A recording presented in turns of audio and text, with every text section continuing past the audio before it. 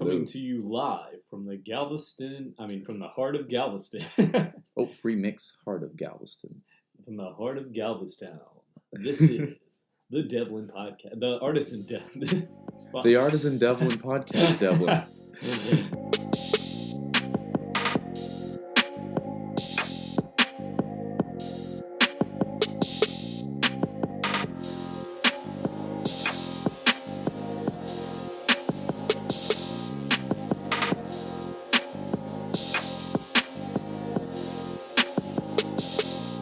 This is the Artisan Depth Podcast. Ooh. And I'm going to be your guest host today because we're switching it up and we're interviewing the host of the Artisan Depth Podcast.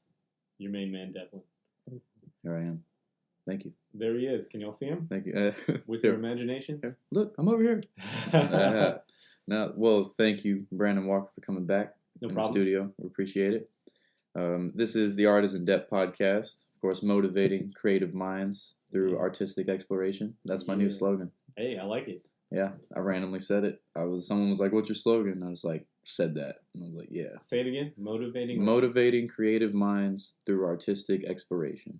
Motivating artistic minds through something dark side. Yes. Something complete. We have cookies. Hey. All I have is this banana though. Hey, bananas are cool. Devlyn has bananas here for all the guests. Yes, we have bananas and a water machine. So come on the podcast. And a slip and slide in the summer, but it's the winter right now. Heck yeah. Well, it's Galveston, so it's almost the summer. Yes, indeed. Well, let's get right into the podcast here. Okay. And, what you got for me? So let's get very, very, very basic for those who don't know anything about you. Describe your main artwork as simply as possible. Okay. My main artwork is generally faces, teeth, eyes. I focus on the face. Drawings, right? Drawings, yes. Drawings, paintings. Usually in my art, you'll see some type of teeth or some type of eyes, and that's partly from my original inspirations, what we'll get into. But my main focus of it now is I like focusing on the face, just because that's where you get all the expression, and you can tell so much just from a facial expression, and you can kind of put whatever you want on it. And usually, when I do some type of intense pattern, I do a really shocked face, or something really simple, or something really red and mean. I'll do like a meaner face, but I try to express the colors through the faces. That's why I keep it colorful and facial expression. Absolutely, your faces are definitely like the most. It's the thing that pops out, and I think the first thing I ever saw from you were these shoes. When I knew that Devlyn here was an artist, I saw these shoes that you were posting. And the stickers, and I think I had just received some stickers.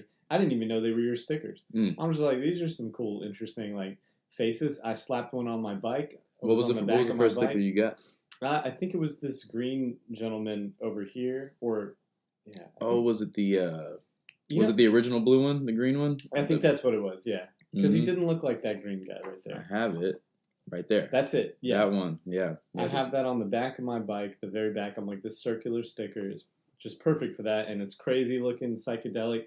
So that's one thing I want to know about this. Do you have some sort of drug-induced inspiration from the past with these things? Because they're very psychedelic, very trippy. They're like some beings that you wouldn't want to meet on a particularly bad acid trip. True. Well, I'll give you a little background on that.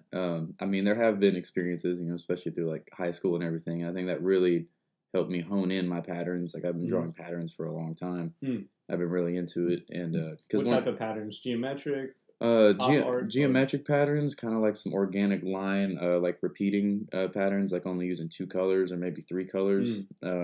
It's especially with really tight lines to give it that effect of movement. The optical illusion. Yeah, the optical illusion of movement.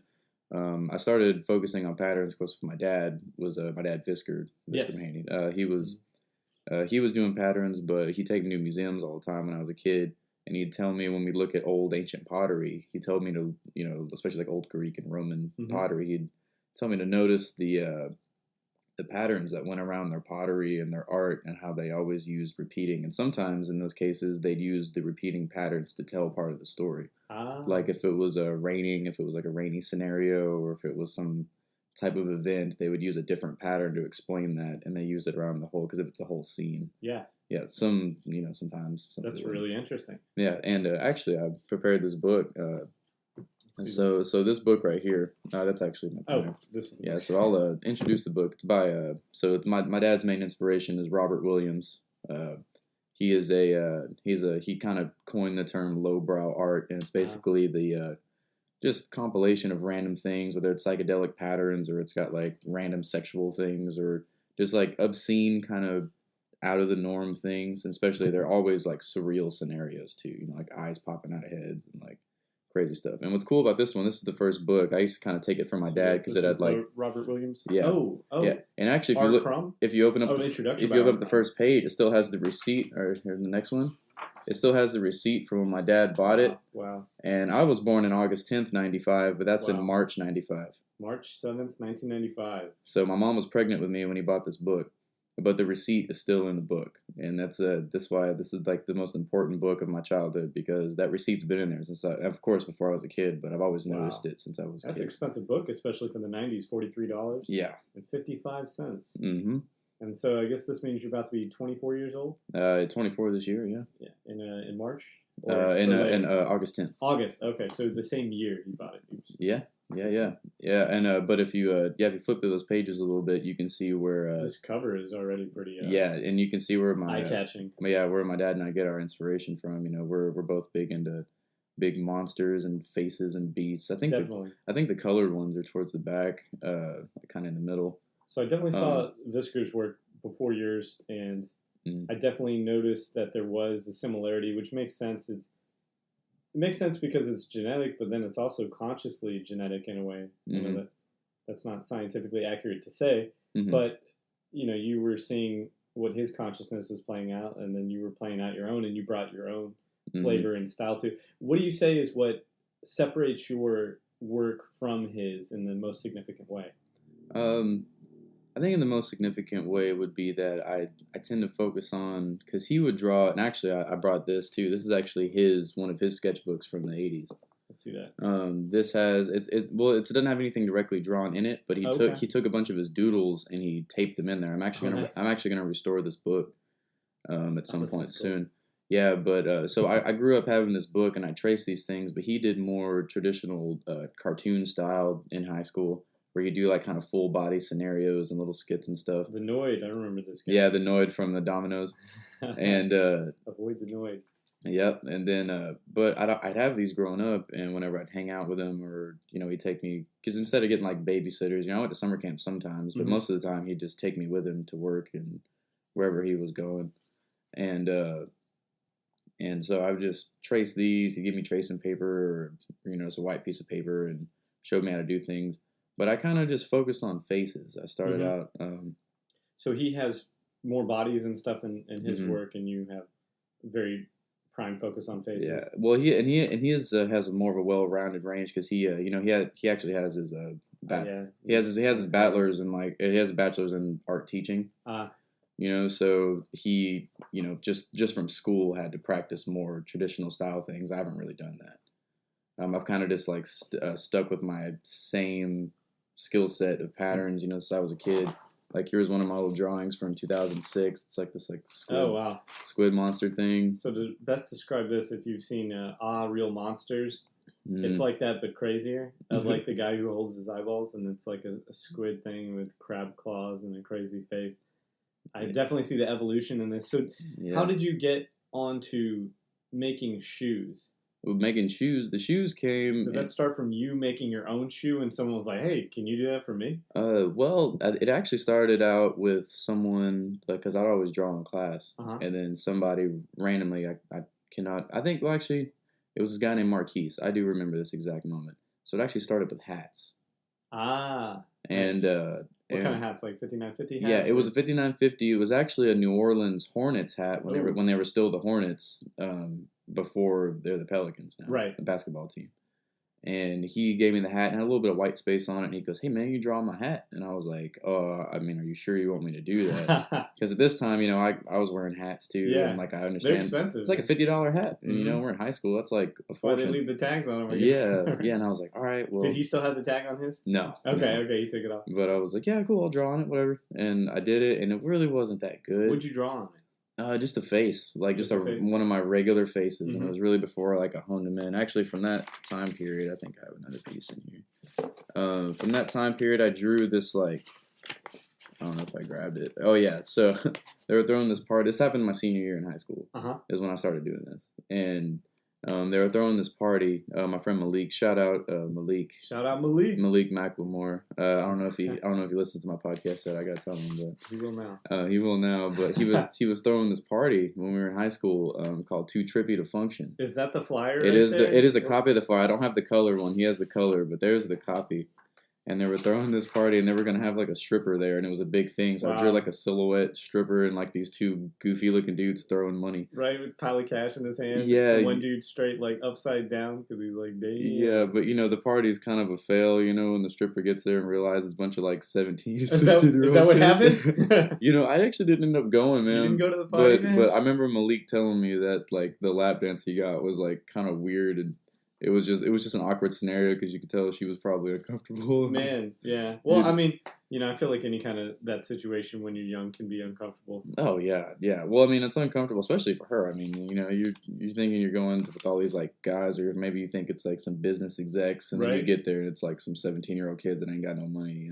It's like, what do you want? You can have my lunch money. Yeah. It's so funny, but I see more dollars everywhere. I can imagine the colors here. There's probably just like all these. It was all really your stuff intense. Is very, very colorful and multicolor. Did you start off with a more monotone-ish, not monotone, but limited color scheme, and then evolved to this more rainbow-ish? Yeah, I did actually. So when I was a little kid, I guess we started. This is something I drew. I was obsessed with giant squids and vampires. Meow. Yeah, and I would draw squids and write meow and random. I really don't understand. I don't know why. One of my Julie Bursinger, my stepmother, she has one of them that I drew, and it was a squid, but it was called a double twist squid. We really don't know what a double twist squid is. Like a double helix squid, No, yeah, but it's just like a regular looking squid, but I wrote double twist squid. Nice. I don't know why that is. Have you ever thought about rebooting the double twist squid? I should. I haven't. That's actually good. Sometimes maybe I'll do it for Julie's birthday or something. That sounds funny. Sometimes the reboot can work, man. Yeah. Well, then I kept coloring, and then around that time in 2000, or actually before that, around 2005, I was obsessed with Mortal Kombat. So I made these books. So I made these books where like I drew the ninjas and stuff. Oh hell yeah. But that must be Sub-Zero right here. Yeah. Right at the front. They're labeled. Shout out Sub-Zero. Yeah, shout out Sub-Zero. Hey, freeze your face. Oh yeah. This is actually Sub-Zero's brother here. Because Sub-Zero died in the movie. Yep. And then it continued in the show, and yeah, his brother is the one who had the scar and not the full head thing. Mm-hmm. For all you Mortal Kombat nerds. Yeah, and I draw like this spike pit scenario or some random stuff like that. Is this smoke or is that supposed to... Let me see. It's purple, so I'm like... Oh, that's rain. Rain, oh, duh. Rain. Okay. Yeah, the purple one. Yeah. Yeah, I was obsessed with those Mortal Kombat ninjas, dude. See, look, that just shows you I'm not as clear on Mortal Kombat as I thought. But I thought Rain had more of a closer to the maroonish sense, but maybe I'm wrong. It's like in the old like Mortal Kombat trilogy is when they debuted him. It was like just purple. And then when they went into the further games, it was more of like a kind of a deeper red. Maybe that's because Katana had somewhat of the purple. Yeah, you have to balance them out when doing like the right. Reds. So yeah, in Mortal Kombat, they do a lot of color scheme. A lot of people have their own very distinct colors, especially with the ninjas. Mm-hmm. That was one way for them to just copy sprites, and just change the color on them. Mm-hmm. And so I see Sub-Zero ripping Reptile's head off. And Scorpion getting over here. This is a kid drawing them, and I actually in school, there's this really funny story, man. That was cycled through my family like crazy. It shocked the whole family because everybody thought I was going to be a murderer. But it was in second grade, and we had to do this Easter project. The end. Yeah, there's the end on it. Yep, a little Mortal Kombat. Not quite. We're on Mortal Kombat 11 now, I think. Right. Yeah, but it was like second grade, and we had to do this Easter project, and it was just a picture of like an egg with the top cracked open and a baby chick coming out. It's like a second grade project, really. Everybody's doing it regular. My egg that I drew was I drew it coming out of the egg, but there's blood running down the side of the egg. The baby chicken has like sharp teeth and is holding a machine gun and is like firing a machine gun in the air. Oh, fuck yeah, man. And then there's like dead stick people like everywhere. Shout out Second Amendment for animals. Yeah, Second Amendment for animals. Too.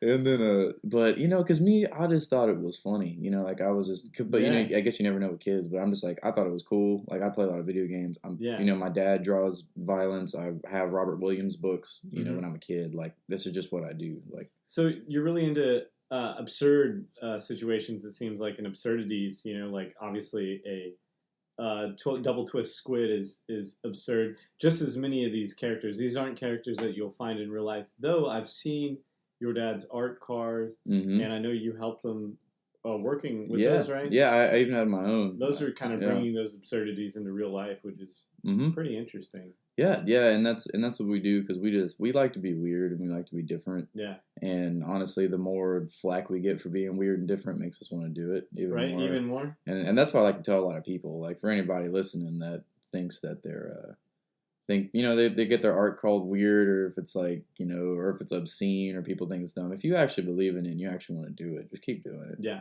make it happen. Use that as fuel and just keep doing it. You know, if it's not hurting anyone and you're expressing yourself in the best way you can, I mean, this. Yeah, well, yeah, in these current days, you know, it's you know, you have to worry. You don't have to, but there's lots of people that worry about offending people, and I know art has always been at the forefront of that with offending people, if you're familiar with works like Piss Christ and stuff. But then there's also, let's get into another piece of work that you did here when we're talking about offensive. Okay. You had made a piece of work recently, and I thought it was pretty cool. And until I read your caption, I didn't even see this in it. But you have a piece of work. Do you have a title for this work? Yes. It's on your Instagram. Yes, I named the piece on my Instagram. It's a bunch of arms that are kind of in a wheel, and to me, I see these arms as like pulling a forward momentum, kind of rotating. And there's an eye at the center, and these arms are kind of organically linked into this brain-eye thing. Yes. And then teeth all around it. And what I didn't notice was what you mentioned in the caption, and that there is somewhat of a swastika formation going on here. And then you're like, hey guys, this swastika, in fact, let's read your caption. Yeah, look, I understand what this looks like, but everyone must understand that the symbol was a positive symbol in Eastern culture. Well, I didn't even notice that it was a swastika, because there's so much going on with it that I feel like it surpassed that, and I feel like I commented. I commented here. I think adding the extra arms really turns it away from those negative connotations. Yeah, but the swastika goes back and has a lot of positive stuff. It has a lot of positive stuff to it, and actually, before a certain someone got a hold of it, fucked it all up. Yeah, exactly. Well, because they were using, because the swastika. My favorite definition of the swastika, of the Eastern tradition, is specifically India, is good existence, and that's the name of this piece, is good existence. Just to explain the piece for everyone, I have arms going around in a wheel, multicolored arms to just to represent the multiple skin colors of the world, and the arms are coming out of an earth. It's painted like an earth and has an eyeball in the center to see. It's the seeing eye of the world, and it's got all our skin colors together in a fist. Kind of, it's like a uniting piece. Very uniting. Yeah, but the piece is called Good Existence because this is the way it should be. Yeah. So it's a Buddhist symbol. I know I saw it whenever I went to Asia a long time ago. I was seeing these swastikas, and I was Hindu. Like, it's Hindu. I feel like it's probably in Buddhism too. Hindu. Yeah, it's all over Eastern tradition. Yeah. And I think it was in China. I believe I saw it. Mm-hmm. It could have been Japan. It's all over the place. 15 years ago, but I was very confused, and I'm like, oh yeah, that's just one of the symbols that they use. Yeah, my same stepmother, Julie. She just got back from India a couple days ago, and she actually brought me some stickers with this same symbol on it. But she was over there studying a specific kind of dance. It's like very spiritual kind of dance. And she gave me a bunch of stickers that have different things that happen here at the bottom. So this guy, I'm gonna pronounce this wrong. It's Juggernaut. It's Juggernaush or something like that. But it's where the word the Juggernaut, bitch. Yeah. That mean, yeah, no, the video. classic. Yeah, shout out. I'm a juggernaut bitch. Classic YouTube. No, but this is actually like a god of essentially this god of happiness. And this is actually the god that her temple of dance she was at. This was their god at that temple. Nice. He does look like a happy. Yeah, it's happy. Guy. Yeah, and she was telling me the teachers of the dancing would say they would very much encourage whenever you dance, you smile because it's in respects to this god because he smiles. Yeah. So and it also focuses on, at least my opinion, that a smile is contagious. Yeah. Like if you force yourself to smile, especially try to smile more, you're gonna smile more. Do you think a frown is contagious as well? Absolutely. But obviously. Yeah, we called that at my old job Shake Shack. Shout out Shake Shack. Do you get free shakes? Yeah, Shake Shack's sponsoring the episode. Yeah, podcast. Yeah, but when I worked there was this thing. I mean, a lot of kitchens do this called skunking, and it's basically someone comes in with a bad attitude, and I thought this was going to have to do with smoking weed in the in the freezer in the walk-in cooler. Skunking out in the cooler. No, but someone comes with a bad attitude, and basically it spreads to everyone else in the kitchen. Yeah. And I've seen it happen. I've seen it in multiple places. It's like troop morale. Yeah, someone's bad attitude just throws everybody off, and everybody's pissed off for no reason. I think in Soviet Russia, if you had bad troop morale, they'd just remove you from the premises of life. I think it's crazy that not just the only army that did that, of course. Yeah, but when you said Russia and then you use the word remove, for some reason my brain went to like they remove a limb. For bad morale. God, I don't know if they did that. I just remember that movie Enemy at the Gates, and they're like running back. But then I watched another World War I thing, and apparently the British. I think that's just a common thing in lots of armies. Is the guy who's like turning back? He's going to cause more deaths. Mm-hmm. Is there? I'm not saying I agree with this, but their rationale is that this guy turning back is going to dip the morale so low that it's going to cause more people to die. So they kill that guy for retreating and essentially kind of going AWOL when they're supposed to be attacking. Supposed to be focusing. Yeah, and I think that's what they said in the movie that I watched in theaters, the Peter Jackson They Shall Not Grow Old or something. It's they colorized all this World War I footage. It's pretty incredible. But let's get back to your stuff on the faces. That was a wild tangent. These you have people smiling, frowning, doing all different kinds of stuff. Is there reason you go into it whenever you're making these that you decide on which type of facial expression you want to use? Yeah, actually, if I'm typically using. It kind of, I don't know, it kind of depends on what kind of mood I'm in. Mm-hmm. But what I like to do is just keep it, I don't know, like a big part of my art is I like to be spontaneous. Yeah. And I like it to just flow. Whenever people ask me to do shoes, I explain to them, hey, I'm not like a direct order person. Give me a general idea, and I'm just going to make something. Interesting. Okay. So I plan, but I don't. Yeah. So it's like I have a plan. I'm just going to freestyle it. That's my plan. Yeah. Give me a general idea, and I'm just going to make something. So they're purchasing your unique creativity. Exactly. And that's why I tell them, I'm like, look, I do what I do on my shoes. And some people, turn away. They're like, well, if you can't draw this mythical beast and I don't want it, I'm like, okay, bye. Wearing a Michael Jordan jersey. Yeah, exactly. Yeah. It was one where it was like, I want a spaceman dunking a basketball on my shoes. And I was like, bro, I can't do that. Fuck yeah. I don't like saying the word can't, but that's just not in my style of art. Doing it. That's just not what I do. You know? Like I have my niche. This is what I like to do. And I'm assuming, I don't know if you're similar to me. Like if you're not interested in it, it's probably not going to get done in a reasonable amount of time, or you're not going to care to do it. Maybe you'll put it off. Is that? Yeah. Is that why you just like I'm not going to do it? Exactly. I don't want to do it because I don't look forward to it. That happened to me recently, kind of with some Disney shoes I had to do. I mean, I did them. I remember that. I think you did a pretty awesome job. They're actually still here. Which one was it? They're in my closet. It's a Little Mermaid. That's what it was. And I did them, and this is why I tell people to double check before they order shoes. But I spent a long time on these shoes, and I really didn't like any minute of it. And then it comes back saying like, I got the wrong size for her. Oh man! And so it was like, hey, can I get some more shoes? And I was like, because he was a homie, and I was like, all right, give them back to me. I'll take them as a credit because you already paid for them, and I'll resell them. But I was like, but I still need, just money anyway. But it's less. But so I have two shoes. But I'm just like, man, Dude, I'm sure somebody would buy those. Like I would almost buy those. I'm not too crazy about the Little Mermaid, but you made them pretty sick. It's a men's size 6. Oh, if anybody needs them. Maybe not. That's not gonna fit. If anybody needs to rock a men's size 6, but at the same time, it's cool. I do like though the challenge and stepping out of my comfort zone, and that's something else I could tell other people is, just try it, even if you don't want to do it, because if you tried, at least you said you tried, and you have the experience of saying, yeah, I did that and it sucked. Yeah.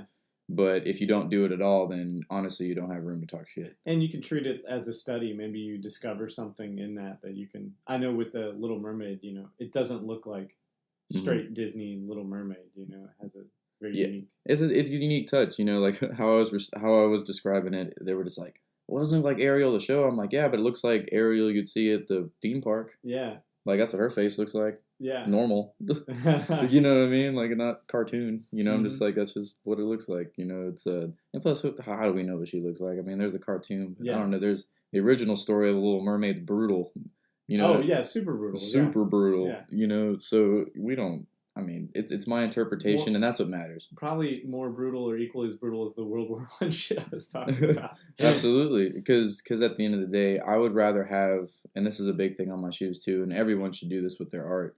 I would rather have my interpretation than a copy. Yeah. Like I never want to copy anybody. Totally.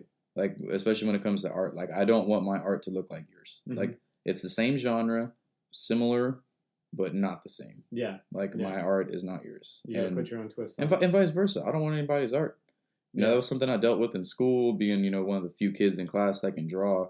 Like, especially when I first moved to public school and I got picked on a lot in Houston. So I went from like small town Oklahoma to Houston in 3rd grade, and I got picked on a lot. And I was like one of the only kids that could draw kind of good in class. Mm-hmm. But I got my art stolen, and people said it was theirs. I had like art. I've had like my projects before I put my name on them get stolen by mean kids, and they turn them in. Wow. And then like teachers don't believe me, like, oh yeah, man, this school sucked, bro. Like this one teacher, like straight up would not let me go to the restroom, so I had to shit my pants. What? I had to go, man. Wow. Like I was like, I need to go right now. She's like, you can't, and I'm like, what? I need to. So I was just like. Went back to my desk and I shit my pants. Wow, man. She let it happen, and then finally like. Hey, mad respect, man. Yeah, 45 minutes later, she was just like saw the stain on the back of my pants. That one, man. Dude, she saw the stain on the back of my pants. And she was just like, "Did you have an accident?" And I was like, "Bitch, I told you I needed to go." It wasn't an accident because you knew this shit was gonna happen. Then I'm just like embarrassed, and my mom has to come off work, bring me some pants, and I go back to class, and all these kids are making fun of me for shitting my pants. And then it's even worse, So. I've seen that happen in real life at Target. I was a cart attendant and we had to clean up shit sometimes. And I remember there's some kid who ran to the bathroom just shitting everywhere, and he left a trail of it as he went to the bathroom, and I had to get him a fucking trash bag. And he ended up walking out of the trash, out of the restroom with a trash bag on one of his fucking legs and stuff. It was so sad. I felt so bad for the kid. That was terrible. But at least it wasn't in school, man. Yeah, true. God. Yeah. That's like one of those things that people would, be like, my life is over. That's like worst fear for some people, but... How did you recover from that sort of thing? Honestly, I owned it. How old were you? 3rd grade, dude. So, like... That's rough. I would say like 8 or 9. But I mean, I owned it, dude. Like, I mean, that's probably the best way to go. I mean, that's what my dad told me to do. He's just like, there's nothing else you can do but own it. If someone makes fun of you for shitting your pants, you say, damn right, I shit my pants. Yeah. Like, and plus, moving to this public school is the first time I'm actually learning to swear. Because, like, back in my small town, it's, like, tiny and Christian and nobody swears. Yeah. And here, like, I start cussing like a sailor at school because I'm hanging around all the public school city kids. Nice. But I was like, damn right, I shit my pants. Hell yeah. Like, and I was... Bitch, you didn't have the balls for that? Yeah, I was like... Because I explained the story. I'm like, you want to hear the story? I had to do what I had to do. She wouldn't let me go. Man. And I feel like probably, the more you probably deny it, the more they want to just lay into it. But if you just, like, own it, then they can't get anything out of it. There's no joy for them anymore. Absolutely. To pull it out of you. And I learned a lesson at a young age that, honestly, and that people listen to this, too, because this is huge, is... The people that actually go out of their way, and this is on social media now too, the people that go out of their way to talk shit about you, like, that shows me that they're like the weakest people. Yeah.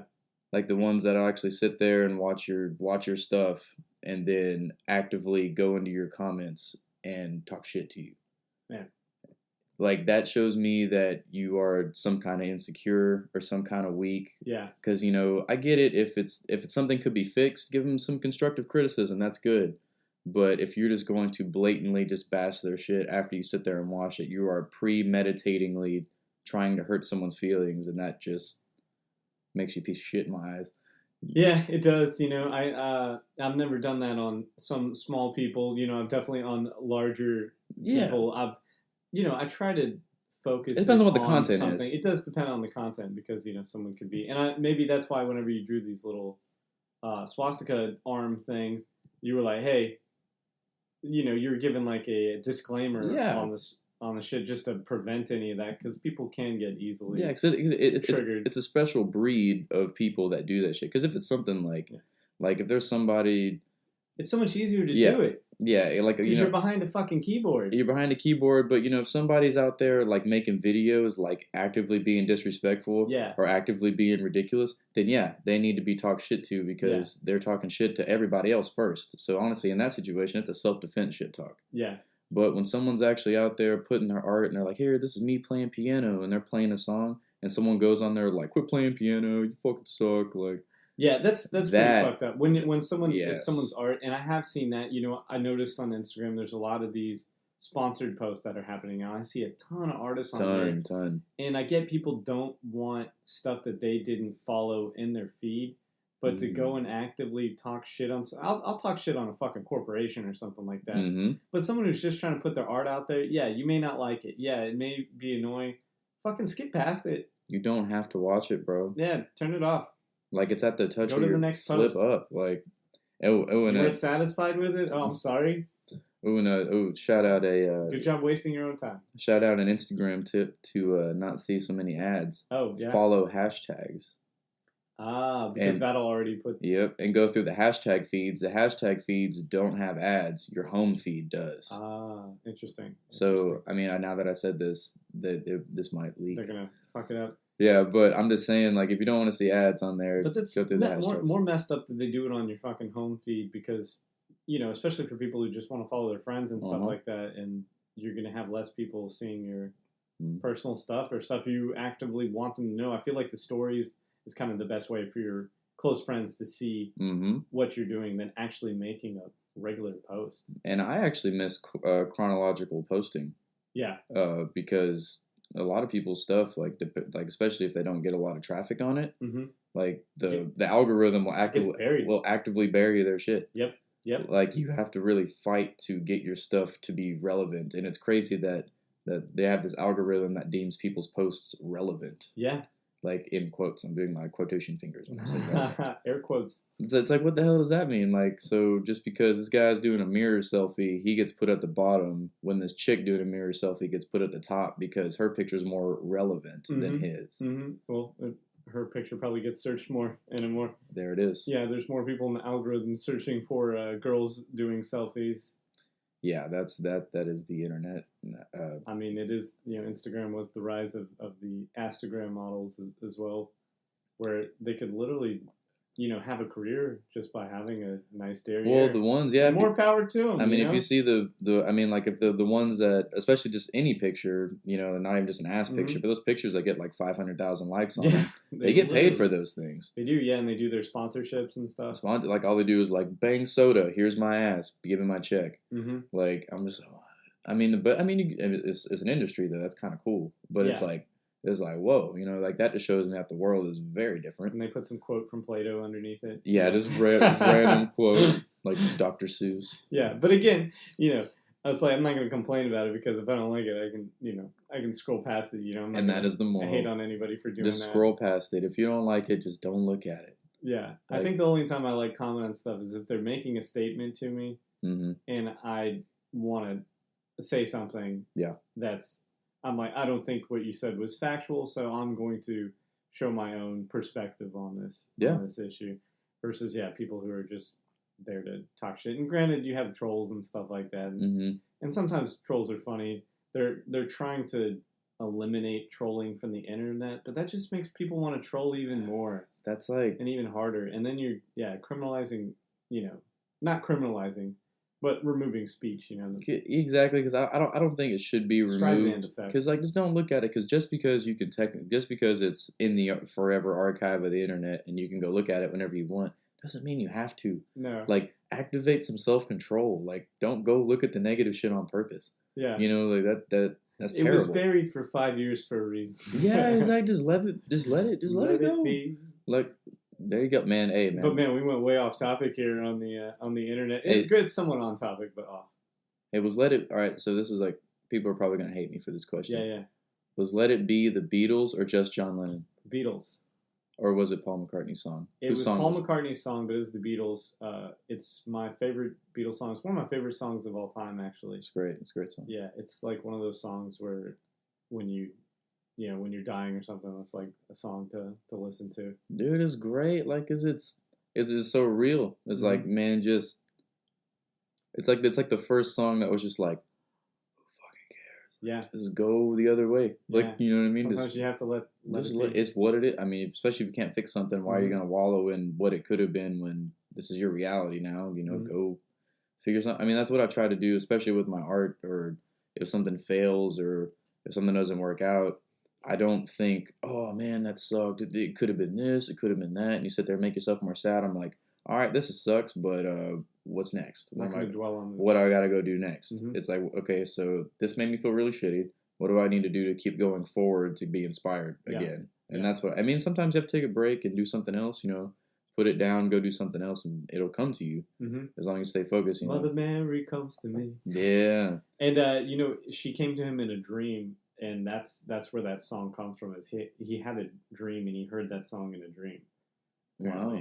And then went and wrote it the next day. Wonderful. Which is it's got a really good story to it. I'm not going to claim to know all of it, but it's definitely good. On these shoes right here in front, we were talking about commissions. Are these both commissioned shoes here? They are. So this one, it says sink or swim, and so I feel like maybe this is something where the guy is like, hey, I just wanted to say sink on one and swim on the other. Yeah, they wanted he or she or I think it was a she. Nice. Duh. I mean, because her handle's on the front. Is it where on the front of the box? Oh. Yeah. Yeah. It's the she wanted one of her anchor was that part of her request as well. Well, I put the anchor there to so for those Cyclops here. Yeah, so I use one of my regular models. I draw a lot of Cyclops, and honestly, I draw Cyclops when I'm too lazy to draw two eyes. I'll be honest. But so she wanted these shoes because all-seeing eye, man. Yeah, because she had a friend that passed away, and on his feet, those exact feet, he had sink and swim on his feet. Wow. And as tattoos. Yeah, wow. On each foot. Wow. And she's in Hawaii currently. I've had these shoes for a while. She's gonna get them eventually. I don't know. I'm gonna hold on to them until she wants them. Yeah. But with these shoes, she wanted them like this, and I was like, well, here's my style, this is that. She goes, look, you can do your style, I don't care, they just need to say sink or swim. Sink and swim, that's it. And so what I did, I was like, okay, cool, so I drew some banners. Did you start with the sink and swim? I started with the sink and swim. So on the swim shoe, I drew the Cyclops monster above water. Because he's swimming. He's swimming, that's why the water's splashing, but he's above water. And then the anchor. And then the anchor, and it's all depth. See how it's all dark? It's a lot darker. It's not as bright. I use dark, really rich, deep colors on that side. And the anchor, and I did some bubbles to show you that it's underwater. It's sinking. Yeah, and then, of course, at the bottom, there's like some creepy mouth down there. It's a pit, So I just kind of use those two. And there's sink or swim on the back heels, too. That's awesome. Very cool. Very cool, man. Yeah, those. I mean, those were a lot of fun to draw. This is something you could make some regular ones, and then sell them at like a festival. Yeah, that's actually I went to shout out Tanger Outlets here off 45, the Vans Outlet store. But they had a sale on a bunch of blanks. I mean, if you look at my closet over there, you stocked up? I got stacks of blank boxes, man. I just went ahead and made a business investment, and I got 8 pairs of shoes for $200. Nice. It's $25 a pair. Hey, what do you want? But 5 pairs on my dresser. Yes, sir. Yes, sir. Hopefully, get paid. I'll probably get paid. But I bought so many because I'm actually I want to put together a show that's about shoes, and mainly before I do that, probably gallery exhibition type of thing. Nice. Yeah, well, they have shout out the hip hop vintage flea market out in Houston. Because the vintage flea market's really cool because it brings a lot of people that sell vintage clothing, and they specifically have rules on that it can't be like an old logo printed on a new shirt. Like these shirts have to be from these times. You know what I mean? Like vintage gear. You know, they get collectibles like Michael Jordan statues and crazy like clothing collabs. You know, like old Gucci. You know, and just a bunch of random stuff. But they also do art, and so there's a waiting list to sell vintage gear because, I mean, anybody can just go hit up thrift stores and collect a bunch of vintage shirts. Yeah. You know, I mean, that's how you do it. But not very many people like are there doing art and posting up with their, art tables and things. And so I ended up meeting the guy that runs it, Jesse, I believe. I have his card. But he's super cool, and he was like, yeah, man, we don't get very many artists, so, you know, it's like $75 for a lot, and you just bring your own tent and set up art. Oh, nice. But I wanted like a flea market site. Yeah, but I wanted to do it with shoes as kind of a trial run, just with all shoes. Yeah. And then, you know, I'll take order requests there. You know, there's some examples. You know, I got multiple sizes because those will be for sale. Yeah, it's so hard with the sizes, man. Exactly. So, you know, you're doing custom. That's why I bought a bunch of different ones. I'm going to do all those. They're going to be different, but they're going to be the same colorway, essentially. Would you do if someone was like, I want this, like, sink or swim one. I want that one, but I want it in a size 11. Would you try to do it somewhat similarly? So what I tell them is, I'll be like, look, I'll do sink or swim shoes, but tell me what colors you want. And tell me if you want a lot of teeth or not a lot of teeth. And then, you know... How many eyeballs Yeah, because I'm just like, look, because I want everyone's shoes to be individual. Yeah. Because as I said earlier, that I don't copy, I also don't copy myself. Yeah. I never draw the same thing twice. I feel that. Ever. Never have, never will. It's similar, but I don't do the same thing twice. So I'm real big on that because I like everything being unique and individual just like we are. Yeah. So that's a big part of my art as well. And so if someone wanted sink or swim shoes, I'd be like, okay, I'll do something similar to this. But I'm going to tell you right now, it's not going to be the same. Yeah. But then they'll be like, oh, but I'll be like, look, you don't want it to be the same. Yeah. Because these are someone else's shoes. You're buying a unique piece of art. Exactly. These are some, like, and that's also why, you know, when I say the price of it, they're like, oh, and I'm like, look, this is something I'm making for you. Yeah. Like, this is, like, you will be the only person that has these. Yeah. Like, you have, your shoes happen to say sink or swim, but these are her shoes. You need your shoes. And that'll mean more than not having, like, a purple eye in the upper left-hand right, you know, corner type thing. You know, like, that it's not the exact little detail, you know. Exactly. You know, it's going to be something. But, you know, if they want the same colorway, cool, but it's still going to be different. So let me get into some more of these questions I had on here. So you're a skateboarder. I am. Naughty by nature, skateboarder by nature, right? Yeah. So what is it, how does skateboarding influence, is that why you got into the Vans shoes? Because you said you started with hats.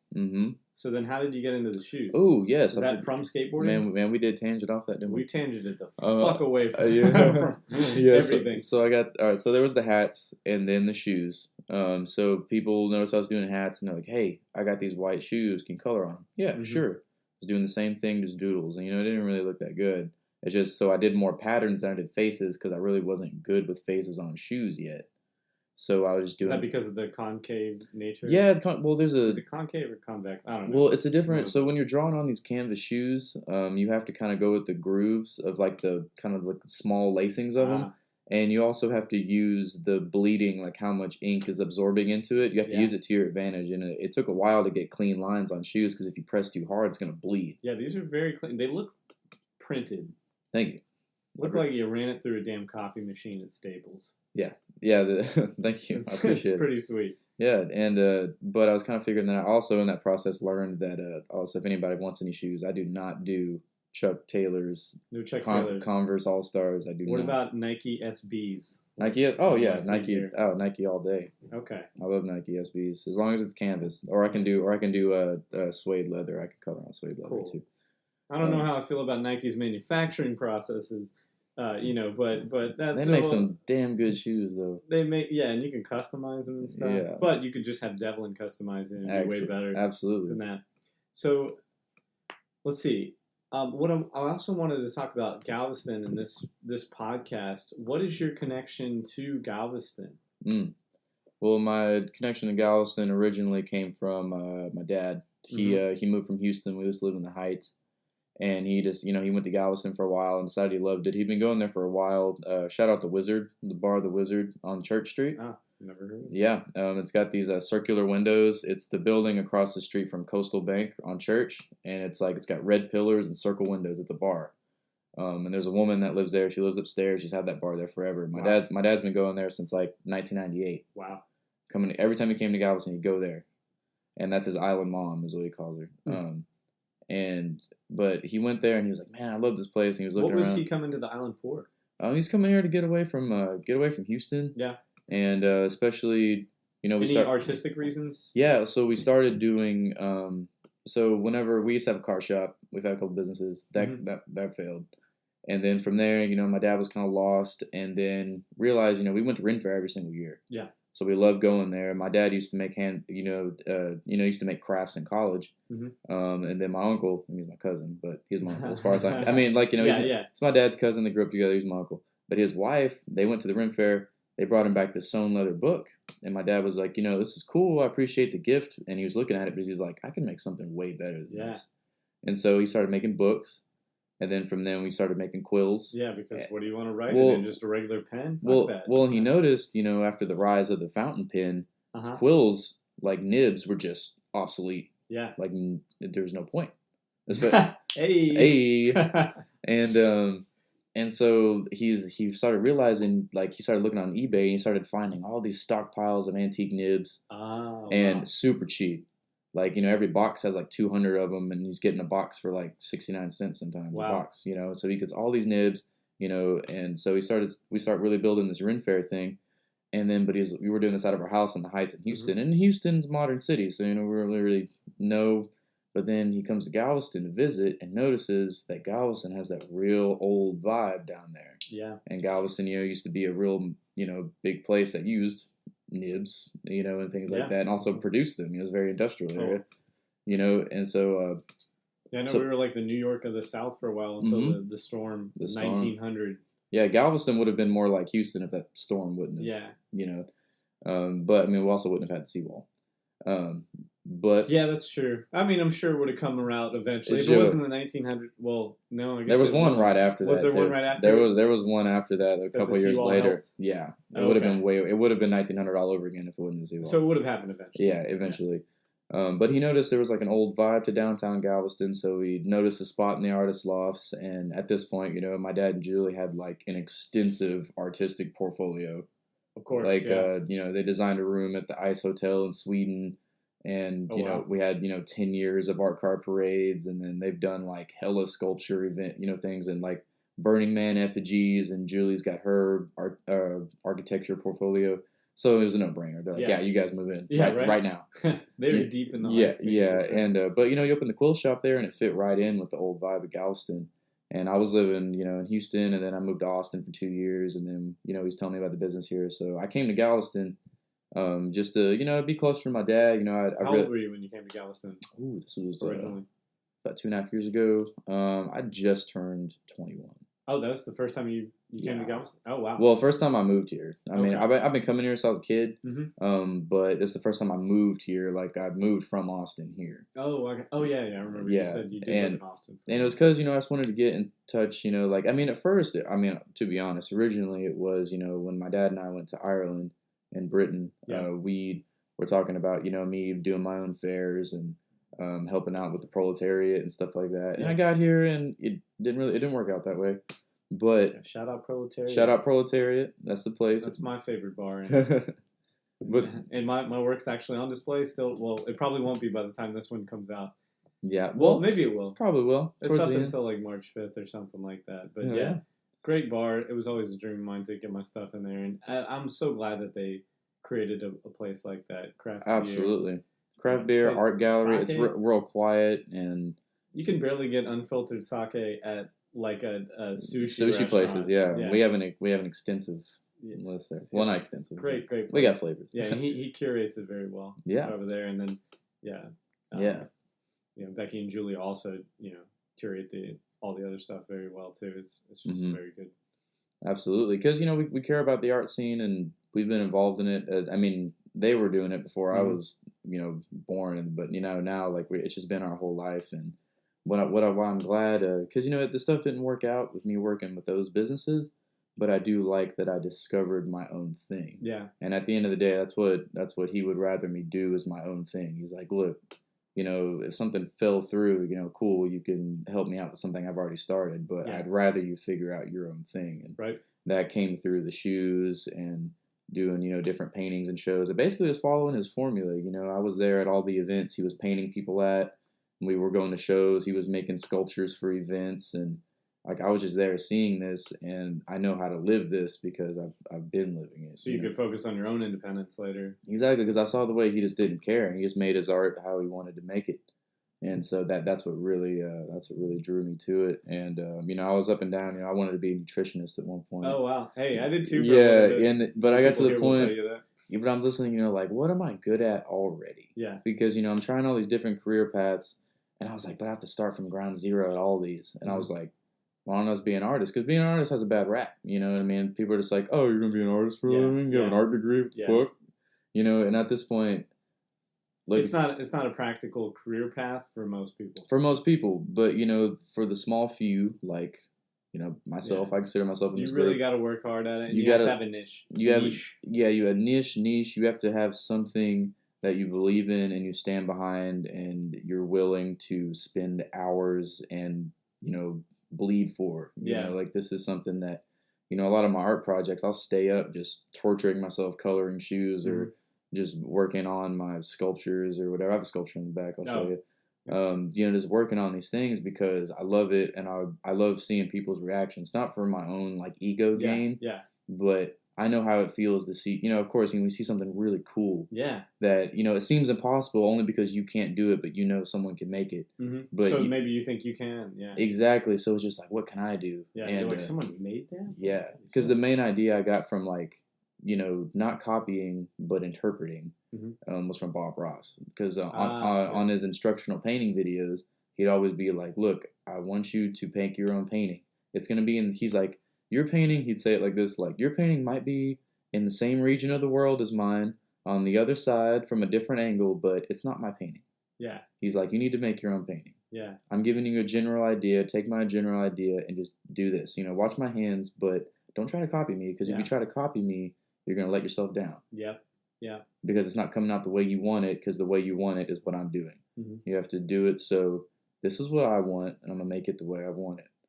And that's what I tell people about the shoes. I'm like, look, I'm not saying this because I'm trying to, once again, flex ego, but give me a general idea. Like, because if you're coming to me to get me to do your shoes, you're going to get the shoes the way I do them. Yeah. Because that's why you came to me in the first place. Mm-hmm. Otherwise, like, what's the point? Make your own. Yeah, exactly. If you want somebody that can... And you could, there's plenty of styles to be worked into, but you've obviously created, like, a very, specific style that's been worked and evolved over time, and it's hard to get to that kind of level. And it's good I remember earlier talking about these not copying other person's style, but I think it's okay to, as a study, in order to evolve your own style, to look at other people's work and maybe, try to draw something similar to what they're drawing, or copy, like car designers, they'll design their own cars, they'll draw their own unique cars, but they also draw other cars.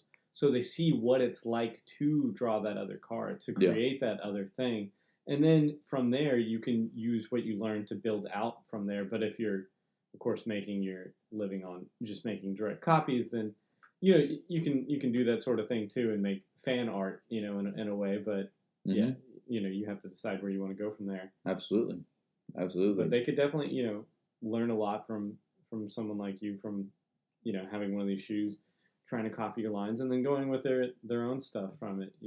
There's a lot of stuff they can gather from your patterns and details in here. You people are very, very detailed, your characters. Thank you. And, I've also seen, because there's actually two people that I've seen, and I'm going to shout them out real quick, that I've seen.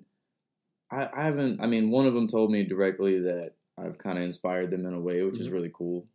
But the other one, we haven't talked about it, but I could definitely see, where they've been watching. because especially when I started doing shoes and I graduated, there's a kid. Shout out Eric Hill. Went to the school. It's a guy named Eric Hill. But he started coloring on shoes, man. I saw the way he was doing monster faces and teeth, and he was doing just kind of similar things I was doing. Mm-hmm. I'm not saying he's copying me, but it look, it's the same style as me. Mm-hmm. So I'm like, okay, cool. We just happened to go to school together. You didn't really draw before. I didn't really see what you were drawing. But then, I haven't talked to you in a while, but I noticed you've been following me, but you see this, which is cool. I think that's awesome. But he's been doing shoes like that, just starting out. And then shout out Wonderful, I think his handle is. But this guy, he actually came from Houston to my show at Old Moon Deli. Shout out Old Moon Deli down here in Galveston, next door to Paul Terry. Old Moon. Great restaurant. Great restaurant. Vegan options. Vegan friendly, vegetarian friendly, meat eater friendly, fish eater friendly. Fish eater friendly. Probably, maybe. Yeah, people come eat. Everybody can eat. We got the eats for everyone. But I bet they do. But this guy, shout out to this banana that Devlyn provided. He came to my show at Old Moon back in October 2018.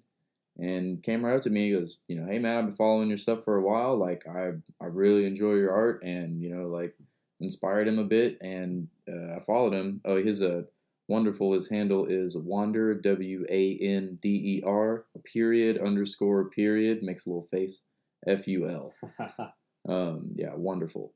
But he let's see it. What did he got? Yeah, he's got this stuff, man. That's like similar to what I draw. It's like It's if you scroll through his page a little bit, he's got a bunch of stuff. But I thought that was but definitely he's moving towards his own. He's moving towards his own way. He has his own way. It's the same because this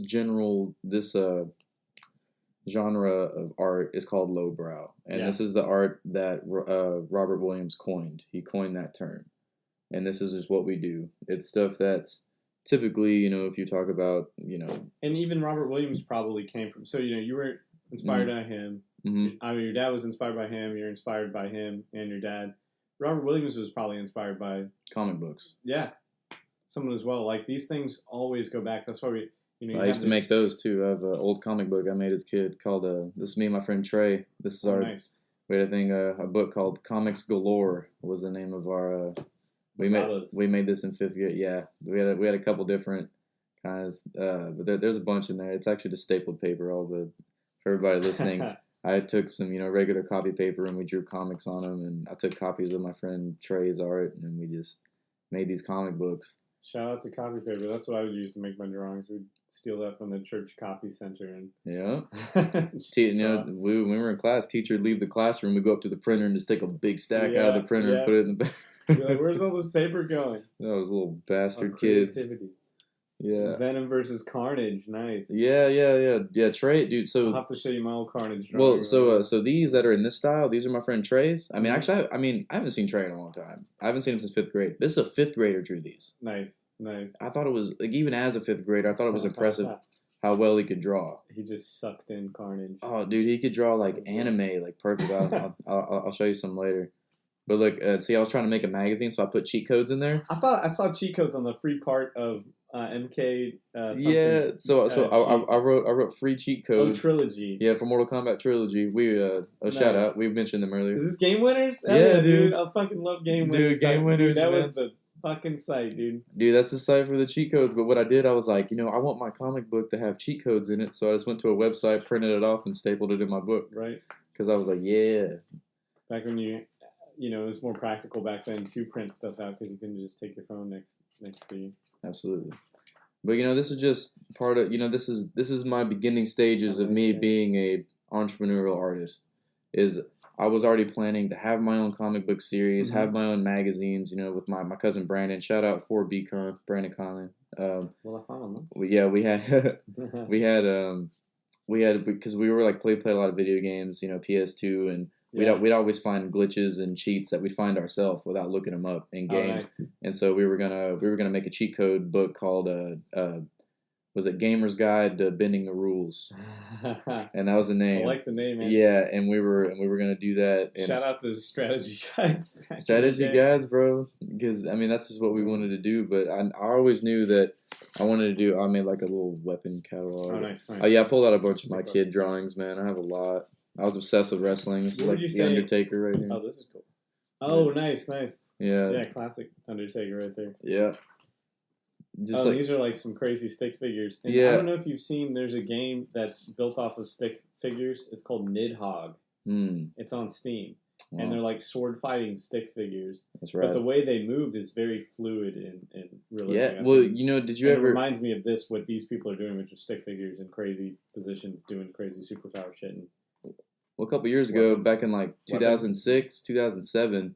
do you remember a program called Pivot Stick Figure Animator? No. So shout out Pivot Stick Figure Animator. It's PIVOT.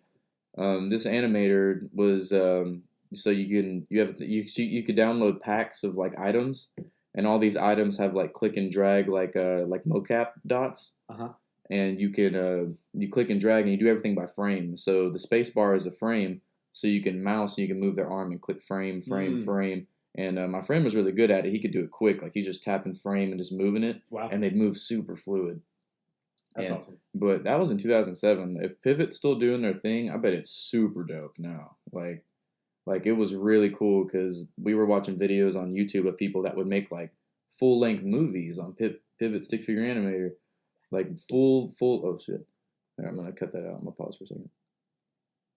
Full length stick figure movies on their on this program, and they would be on YouTube like so like a lot of those like stick figure game sites, and they just show like the movies. A lot of that was made on Pivot. You know, they have Adobe has this animation suite kind of thing. Yeah, you have that where it uses your face. Ooh, no.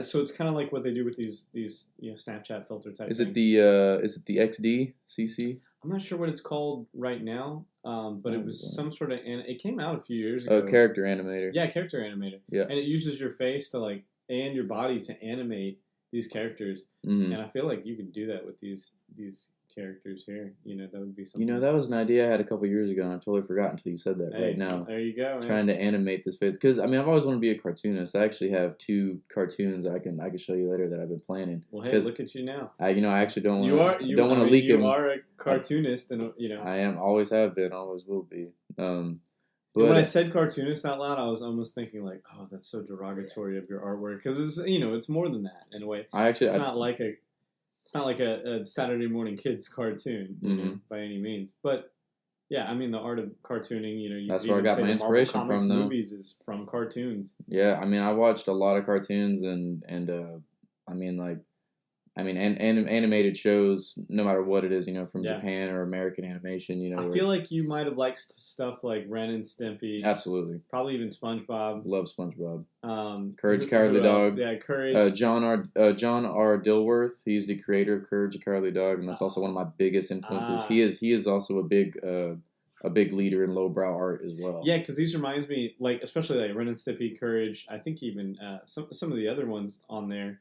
There would be these moments where something would happen to them, and then it zooms into them, and they're like a super detailed painted face that's got just an immaculate amount of details that are even grotesque sometimes. Yeah, and it's just one of those is when SpongeBob goes to Sandy's house and he doesn't have the water jug on, and he gets all dry, and they look at his face. He's like, I don't need it. And his face is super dry and realistic and painted, but they have animated sweat drops going down his face. Oh man! And he's like, I don't need it. But they're really good at that. And your stuff reminds me of that. Yeah, I really like when cartoonists do that, where they combine kind of 2 mediums of just cartooning, and they just add them together, and it adds a really cool effect. Speaking of other mediums, as a current collage artist, as that being my main deal right now. Your collage you did with the old PlayStation games. You took all your old PlayStation pamphlets and booklets and things like that, and then put them on this like huge board. Absolutely. And I feel like this thing would be worth some money, because it's like classic antique stuff. Cut out of the box. It's the pictures out of the box. Yeah, that's a good way to put it. Yeah, I love doing that, and the main reason I did that, and if I could tell anybody else to kind of try to do this, if you have that artistic feeling, is I wanted to do that because, I have all of my childhood things. I took it out of my mom's house, and when I was fully out, I just want to take everything with me, but I don't just want to throw it away. I'm also not trying to hoard it, because there's some stuff I can let go. But so I was like, I'm trying to do that, man. So the medium, like the happy middle I met on that is like, look, how about I just turn this shit into art pieces? Yeah. And then it's a kind of a self-justifiable way for me to just hang it up on the wall. Yep. Because it's like it turns it from my old toys to art. Yeah. And this is a representation of because a lot of them are broken, or my childhood dog chewed through half of them. Mm-hmm. I have a lot of like wrestlers. I was big into wrestling, in the heyday of it. Oh yeah, like when it was Stone Cold Steve Austin. When it was still good. I mean, Rock. like, of course it's still cheesy, but that's when it. Whatever happened to The Rock, man? Man. Whatever happened to that guy? Honestly, that dude became one of the most incredible entrepreneurs of all time. All time, bro. Crazy. I mean, he wasn't. But actually, I was listening to some of his old clips, bro. He used to crack me up in WWF. He's great, dude. Like there was one point where he was talking shit about the Undertaker. He's like, Undertaker with you, and he takes his glasses off and he rolls his eyes back and he's like, die. He's like, you gonna see what The Rock says? I'm like. Dude, but he was so funny. I used to do the Rock eyebrow in my first license photo in 2003. Yeah. I did the Rock eyebrow. Yeah. In fact, they made me retake the picture because they said my eyebrow was cocked too much the first time. I was like, you got so I just did a little bit. I'm like, this is just how my eyebrow is, man. Yeah. But it's so funny. But, actually as a kid, The Rock, like two of my biggest, like, influences for my self-confidence was The Rock and Austin Powers. Nice. Because that Stone Cold Steve Austin Powers. Yeah, dude. That too. Because it just showed me that, like, because I was, I'd get made fun of at school for being, like, weird and different and, but those guys were so weird and different, but they owned it. Yeah. Austin Powers owned their silliness. Dude, Austin Powers is bad. He's like the most brilliant idiot of all time. Yeah, baby. Like, he just... I mean, I wasn't like crazy. I wasn't looking at random chicks and be like, do I make you horny, baby? No, I'm not saying that shit. I do that all the time. I'm just kidding. I do it to my fiance, dude. He would just crack me up because because someone asked him a question, he'd just be like, oh, yeah. Shout out my fiance, Tanya. Didn't say her name last time when I was on the podcast. Oh, yes. Shout out. Did she call you out for that? No, not really, but I was like, told her she was on there, but it just said my fiance. Actually, did she listen to it? Because she did. Yeah, I actually got a notification on my hosting site for my podcast that I have a listener in Greece. Oh, that's her. Yeah. She listened to Spotify. She downloaded Spotify just for that, and now she's sending me all kinds of songs. Yeah, she has Spotify now. Yeah, it's a whole world. Yeah. Yeah, but that's really cool. That's really awesome. So now I appreciate it. Yeah, where man. It's coming from.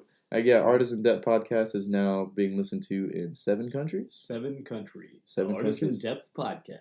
International. Man of mystery. The international man of mystery. That's me. Devlyn. Mahanay. How do you say your last name? Mahanay. Mahanay. Interesting. This whole time, I've been saying it Mahanay. Mahanay. Yeah, it's normal. I'm used to it at this point. Yeah, full name Devlyn Von Patrick Mahanay. Nice. The Von Patrick part almost feels like Dutch. The Von is German, Patrick is Irish, and Mahaney and Devlin are both Irish. Oh, no, maybe it's the Van that I'm thinking that's Dutch. Yeah, Van Patrick. Van Patten.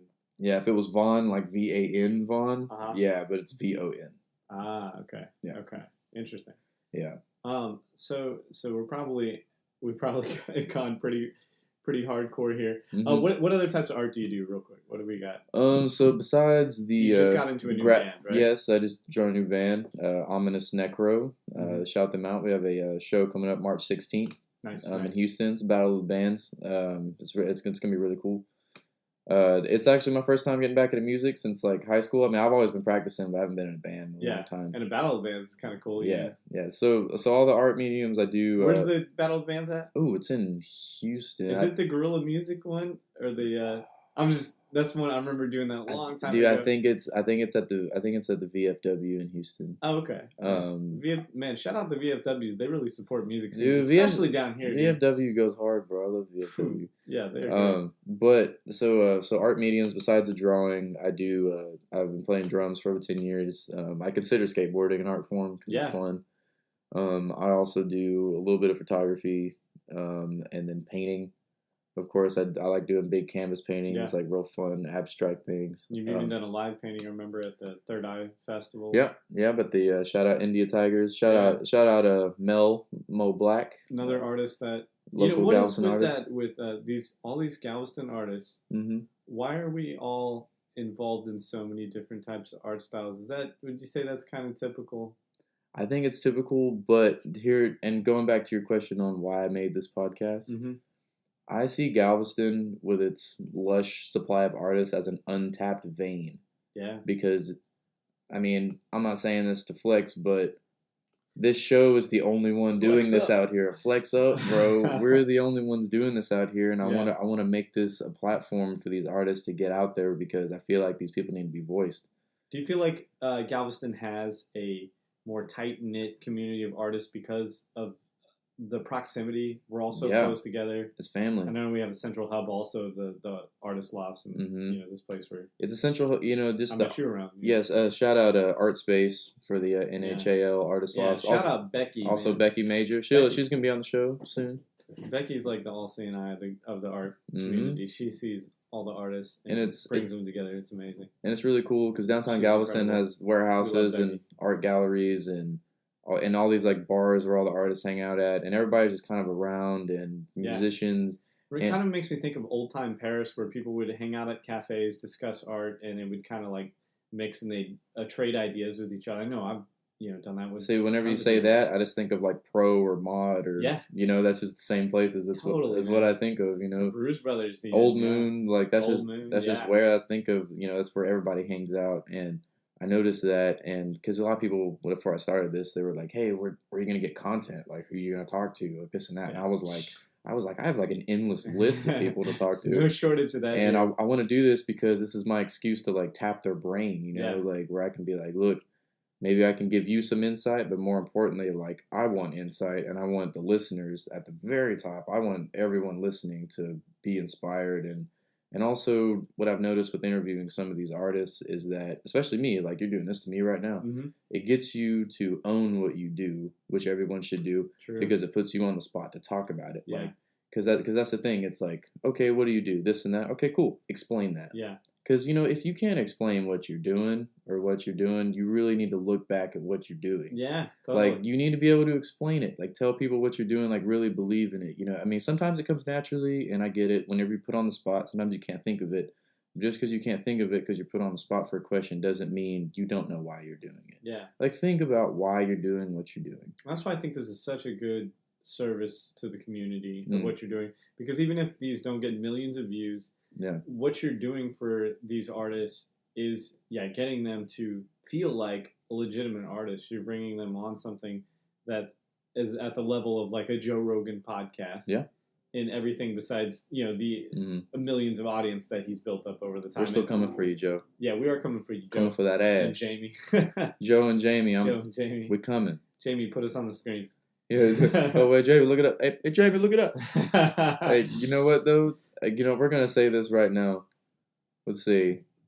Maximum 3 years from this moment, I will be on Joe Rogan's podcast. Hey. Talking about this exact moment when me and Brandon Walker sat down and said, we coming for that ass. We're coming for that ass. Now, we got to figure out a way. Hey, we got to find a niche to get on that Joe Rogan podcast because we know this shit's backed up. You know what, Joe Rogan? If you randomly hear this for some reason, I will make you. You know what?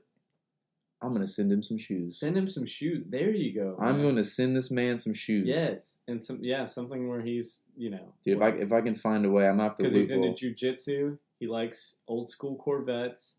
He takes DMT and shit. I can just do my regular shit, and I bet he'd be stoked. It's going to make him think of, like, beat up faces in UFC, Yeah, right. It's all beat up, maybe black and blue shit. Yeah, send him some shoes, dude. I'm sure he would, for sure, at least, Yeah, dude. Appreciate that and shout it out. Absolutely. And if there's one thing I can tell artists to do, never be afraid and try to embrace giving back and possibly even giving away some stuff for free. Yeah. And the reason why I say that is because if you really want your stuff to get out there, like just because you're not getting money for it, do something to where because what I like to do, I like to give art to people because I love seeing their expression when they get it. Yeah. Like my favorite thing to do is if someone's never seen my art before, I show them a piece that I don't necessarily care much about. Mm-hmm.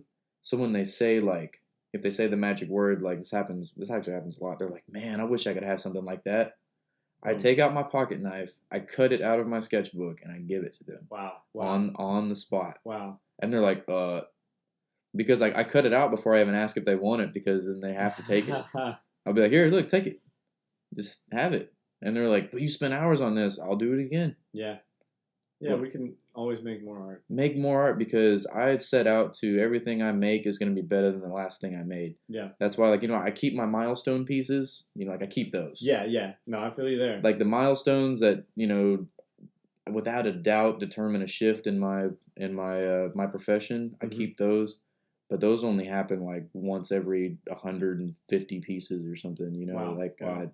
Those don't happen very often. Yeah. And so, with me, I'd say it's probably like 1 in 15, 1 in 10 or something like that. But I'm working on a far less, scale of milestones with these. Because I keep, so the reason why, so this piece right here, this is a clown face on a popsicle stick. Wow. The reason, I drew this in 2011.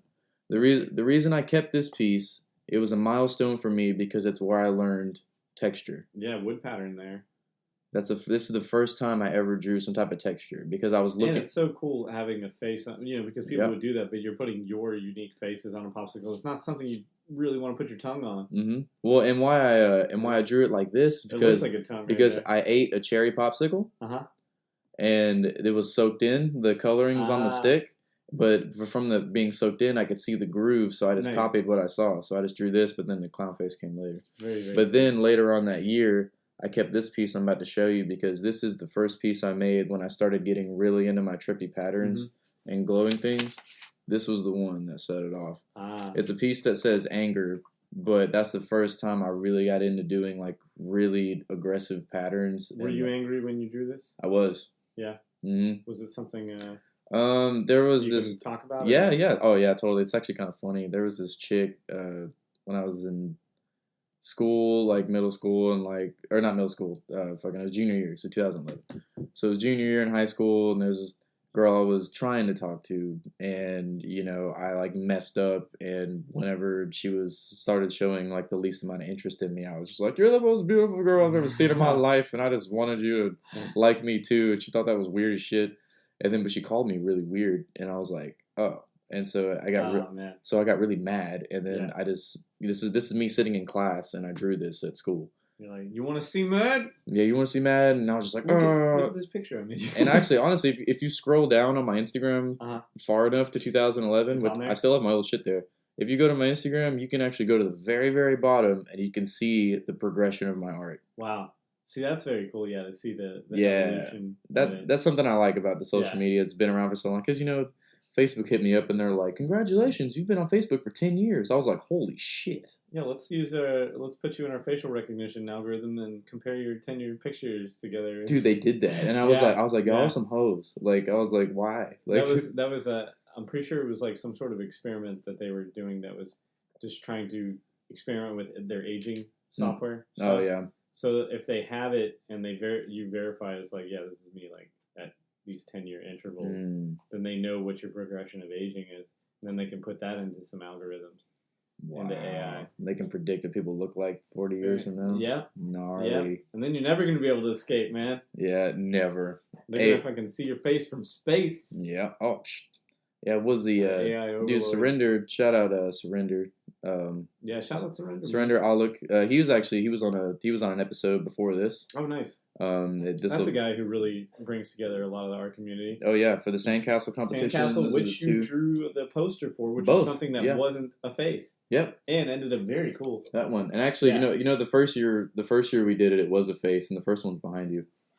Hey, oh yeah, tearing apart the team Galvatraz. That was our first year. You're tearing apart the causeway, right? Because that's what would turn it into Galvatraz. Yep. Not having that causeway. That's why I have an inflatable kayak. I shouldn't have said that. Now everyone knows I have it. They're going to be coming. Damn, I'm scared. Coming for me. We did the Bishop's Palace and the Seawall, and we actually won Best Architectural Icon. We won an award that year. What? Yeah. I was there for longer than I thought I was going to be there. Oh yeah, you were there. There. I did some of the writing on the Galveston part. We were saying Galveston. Yeah, it was a grid team effort because the first year, 2017, we had 15 people. Wow. And we worked nonstop. Yeah, no break. That shit is. And then this year, hard work, man. Yeah, and then 2018 we had 50 people. Yeah. And so we were able to take shifts and go in and out, and I wasn't even trying to do it, man. Yeah. But I still, you can't get out of that place. There's so many people at that place. You can't get out. You're stuck there, and honestly, it kind of gets kind of fun. You get in there. It is kind of cool, and you feel a part of it. I mean, you're asking to get sunburned, but it's fun. And my dumb ass was wearing jeans because I'm like, I'm just gonna drop these people off and leave. Yeah. That didn't happen. I couldn't leave. Well, the reason I was bringing up surrender is because he was telling me about this new type of pixel, like the gigapixel. Interesting. And the not a megapixel. So a megapixel has 1,000 little. a million little points of, I guess, pixels. Yeah. Yeah. So they did this. So the gigapixel, they took this picture, and it's a picture of the National Mall. And it's full of 1,000 million. It's full of people, yeah, and it's so crazy. So the picture is taken from like not bird's eye, but it's a pan, like it's huge. Oh. But what you can do, since it's a gigapixel, you can zoom into somebody's face, bro. Like they're this small on the full zoomed out picture, like super tiny. Yeah. You can zoom in. You can see like their follicles and like their beards, and you can see like definitive features. Like you can zoom in completely on their face in full focus. Wow. Dude, it's so gnarly. Like, he showed it to me on his computer. He's like, bro, this is the gigapixel. And I was like, holy shit. Like, what kind of camera do you use to take that? Yeah, right now an expensive one. In 10 years? Not very. Probably be on your phone. It'll be on your fucking phone. Oh, the future. Hell yeah. Future is going to be an interesting place. Yeah. Would you say that we're in the future right now? I know this is super off topic. We're actually in the future since we began this podcast. Wait, not anymore. Wait. Oh. Wait. There it is again. One of my favorite quotes is, and it's kind of a cliche, but it's so real, and I love it. Cliches are real for a reason, but it's that I agree. It's that right now there's some reality in them. Exactly, because right now every second is the oldest you've ever been and the youngest you ever will be. Damn. And I was like, damn. I heard that when I was a kid, and I was that just turned me into a double twist squid. Double twist squid right there, and and from that like. That's another way I stay motivated on my art. And just like, look, man, it's just I don't dwell on negative things in the past. I recognize the good and bad things because you have to learn from both. And honestly, you learn more from the bad from the good if you pay attention. Yeah. And try not to get discouraged. If you do, take a break. Don't turn a break into a distraction. But take a break, come back to it, and make sure you stay, you just stay consistent with it because by default, if you keep working on it, it's going to get done and it will improve. Another cliche. Rome wasn't built in one day, but it was built. It was built. So the thing is, you got to keep going and keep going and keep going. And, if something's holding you back, fix it. Don't just accept it. If something's a problem, fix it and keep going. Yeah. You know what I mean? Like, there's nothing wrong with stopping and tying your shoe. If you're running a marathon. What if they feel like they can't fix it? Huh? What if they feel like they can't fix it? Yeah. Well, I honestly... What would your advice be then? If you feel like you can't fix it... I move on to the next thing. And I'll come back to it when I at that feel point, like I can fix it. If you honestly have tried so much that you feel like you cannot fix this, like the thing I'm working on, it's busted. I can't do anything about it. Mm-hmm. That's the point where you put it down. Go do something else, but I would do something else that's similar to what you're doing. Yeah. And maybe it'll... Like, this happens to me. Exactly. Just put it down, but also keep coming back to it and keep looking at it. Keep trying again, thinking of different ways. But just be patient with it. Mm-hmm. Because honestly, we want to get things done, all the time. Totally. But if you're stuck somewhere and you really can't figure it out and you feel like you can't fix it, then just wait.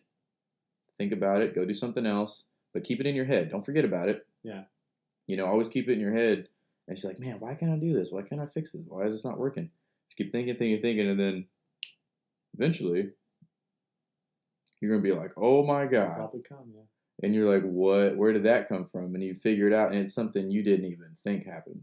You just had to let it be. You have to let it be, man. Full circle let right there. Let it be.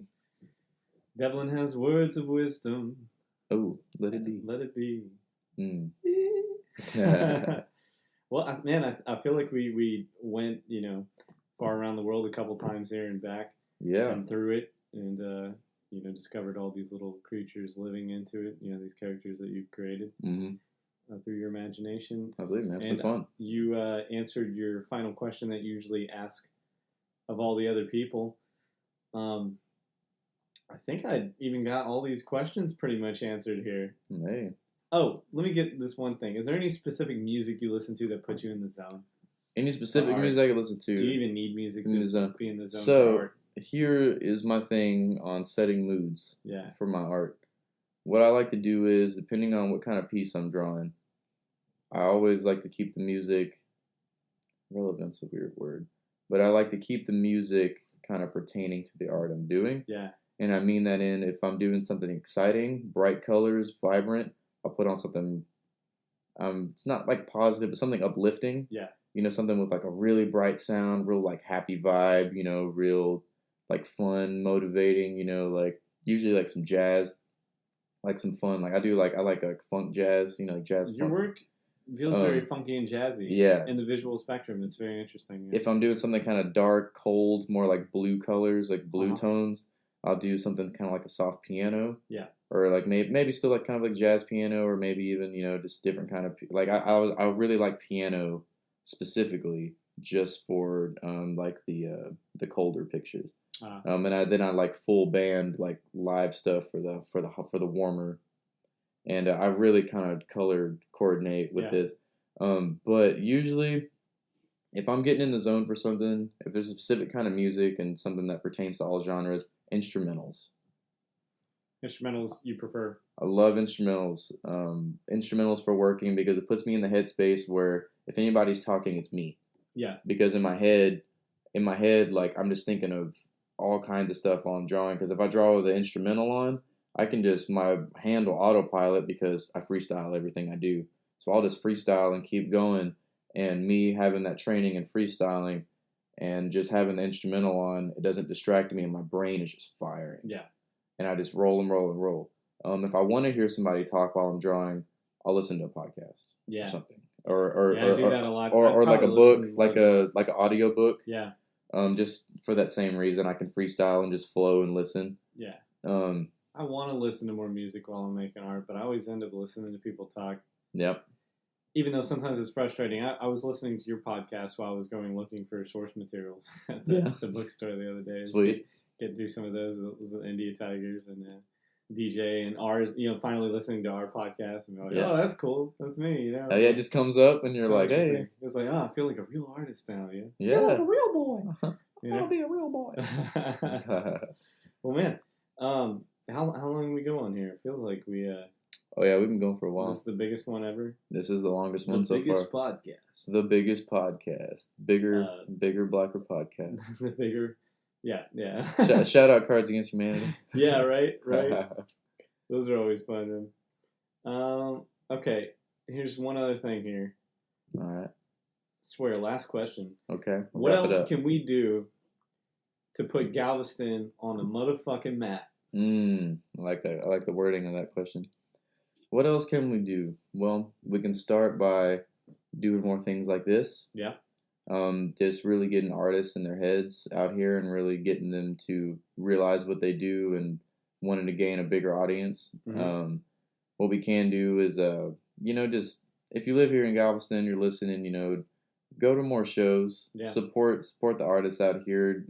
We need a Galveston artist collective. We do need a Galveston. I've seen there's this one thing I follow, which is a Brooklyn collage collective, and they post all their Brooklyn artists, and it's like, should we have that? We could start a page for that. Yeah, no problem. Because what we need is just not only because a lot of artists be like, oh, people aren't coming out and supporting. It's like, well, I get that, but as artists, what I can say, what we need to do, stay more persistent with your art, go out, put it out there a lot more, talk to people about it, be confident about it. If someone talks shit about it, learn the ear for discerning, someone just trolling it just for no reason, or someone actually giving you constructive criticism, because everybody's delivery is different. Like you can't let somebody's delivery of a message sway you too much. Mm-hmm. You know, you have to really be able to discern, think about how they're saying it, you know, and just be like, okay. And there could be something to learn even from the assholes. Exactly. I mean, sometimes just because they're bashing you doesn't mean they're wrong. Yeah. You know, sometimes you probably could have fixed that. And sometimes it does mean they're absolutely wrong. Sometimes they are definitely fucking wrong. So don't let them discourage you. Yeah, it's just getting that ear for, and also having enough respect. They're a good way to be humble. They're a good check. You just gotta be open-minded about your own art, and also you have to keep that integrity and respect of your own art. And from that alone, you'll be able to decipher what is something that's supporting you and something that's trying to bring you down. So for the Galveston artists, I feel like more of these artists need to be confident about their art, put it out there, get involved with Art Walk. Happens every 6 weeks. Yeah. And for the people, come out to Art Walk, come out to events, you know, get the Island Guide, Galveston Island Guide. That's got all the Galveston shows in it. Yeah. Like, look, all the Galveston concerts. You just come out here. Look, you know, all you have to do is type into Google upcoming concerts in Galveston. You know, the places that post them will have them posted. Mm-hmm. You know, ask around, you know, ask the locals what's going on. You know, if you go to any of the bars in downtown Galveston, most of them are connected with the art scene. Just ask. Yeah, and we all show up at the same places. I feel like we already are a collective of artists because we're already supporting each other. It's just, there's nothing defined, you know, which is cool. Yeah, you know? It's exactly. Not like we want to but leave people out. That's the gold of it, though. Decide who gets to be a part of it. Yeah, that's the gold of it to me, though. That it's not defined. Right now, because it can be, and it would be awesome. It is, but I respect it so much that just formed naturally. Yeah, totally. And that's why I see it as gold, because gold formed naturally, and humans put their value on it. Yeah. Whatever. I see this as gold. Do we need the other cities to see it? I feel like the defining it would only help with making us more recognized to other. Well, and my thing is, if we defined it and we own it, the other cities would have no choice but to see us. Yeah. And I mean that, you know, it's going to be surrounding people at first. Do we need their recognition? Yeah, we don't. And plus, well, we also think about, you know, like, because Galveston, we really don't have to promote out because we have people from all over the nation, most, you know, Texas and surrounding states driving here to go on cruises. True that. We have people like I got guys that come to the deli that work on the Disney cruise, and they're from England. Oh wow. You know, but they just work on the cruise. That's cool. You know, but they're just here, and I give them stickers, and they follow my Instagram now. Yeah. You know, there's something with your stickers, your artwork. This is something not a lot of people can say, but this man's artwork is all around the world. I've personally put 2 of his stickers in Greece, and I believe in Corfu. I think one in Corfu, one in Athens, and one in Spain.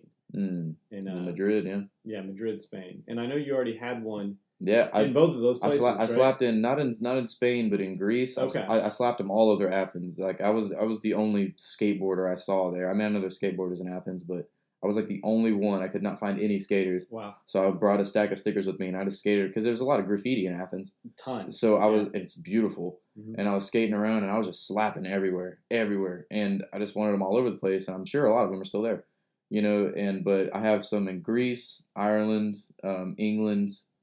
We got Spain, Hawaii, which I mean is only technically America, but it's its own country. It's its own culture. It's far enough away to be its own. It's its own thing. You know, in multiple states, just everywhere, and I want to keep doing that and just get it all over the place. And I encourage our other artists to do the same. And that's why I say, like, don't be afraid to give away something for free, because what's worth more than money is how someone's gonna love it and carry it with them, especially if it means something to them. Like if you touch their heart in a certain way with your, I mean, that's more than money for me. That is, man, because you know you can't take the money with you. You can't even take your art with you. So you might as well give stuff away where you can. You know. Yeah, because if I ended up getting like shit piles of money, I'd start giving that away too. Yeah. Like, you know what I mean? Yeah. Like, so it's just I love the act, because you know when I was a kid, I was always told, like, you know, because I was like, oh, presents, Christmas. And my grandma used to say, you know, there's going to be one day where you're going to like giving way more than getting. And I was like, whatever, Grandma, that's bullshit. You know? And then now I'm just I want this Kombat figure. Yeah, exactly. But right now, bro, I love giving shit away. Actually, my last art show from 2018, I gave away every single piece to people in my family for Christmas. Whoa. Wow. Every single piece. I could say I did that. I did give away a lot of prints to people. And I'm still, you know, if someone can't afford a piece and they're, you know, like, really stoked. Tell me, I gave one to like a little kid and his mom. Yeah. It's like, oh, I'm gonna come back for him. Like, He wants, like, he's going to get so much more pleasure out of that. Yeah. I can make, and I'm, giving away a few pieces. But, the hard thing giving away art, you take that time. And if you are an artist and that is your job, you're making money to survive. Mm-hmm. It's such a hard thing when you're an artist and you want to give your art away to everybody. But then you also realize, I have to be a little capitalistic. Mm-hmm. I mean, being an artist, it's ironic because there's a lot of, community, and a lot of artists are more, I would say, sometimes they're more on that communist-y side, but then you have to be capitalist because you have to compete. Not everyone's, there's a bunch of art out there. You have to make something, better than the next person if you're going to do that for a living. Absolutely. It's a lot of hard work and a lot of dedication, man. Yeah, art is an interesting field, and the great part about it is that we can art about art. We can art try to figure art out and figure each other out and figure this world out, or not at all. Yeah, or not at all. As long as you're creating, man, it's stay persistent. And honestly, man, on that note, I think we touched it, man. Yeah, we touched this guy. Touched this guy. I touched this guy. Yeah. We touched his mind. We touch each other. In the name of art. In the name of art. It's art. It's not. We touched each other's brains. It's not obscene. It's art. And it's fine. And anyone who got this far through the podcast, we appreciate you. Mad respect to you. Mad respect. I appreciate you listening to us. Yeah, and hopefully you got something out of this. Exactly.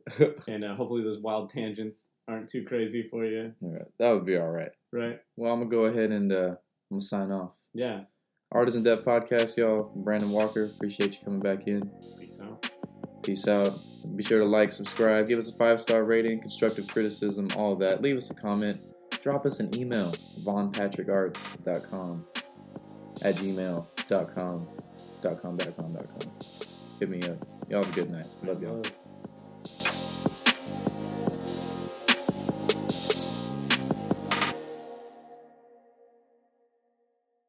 You've been listening to the Artisan Depth Podcast, motivating creative minds through artistic exploration.